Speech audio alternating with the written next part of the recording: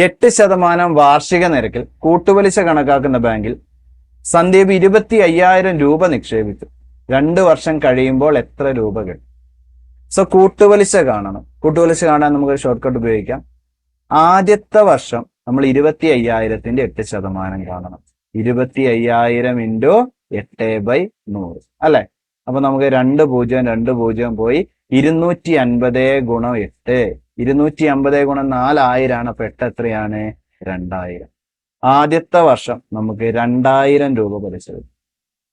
രണ്ടാമത്തെ വർഷത്തെ കാണാൻ നമ്മൾ തൊട്ട് മുകളിൽ എഴുതിയ 2000 ഇറക്കി എഴുതുക.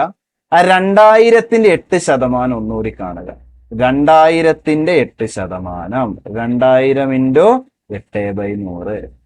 2 0 പോയി 20 ഗുണം 8 160. അപ്പൊ എത്രയാണ്? 160.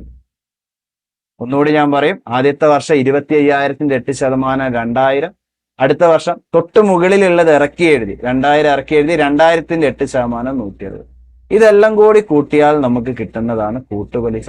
2000 4000 160, 4160. ഇത് കൂട്ടുപലിശ.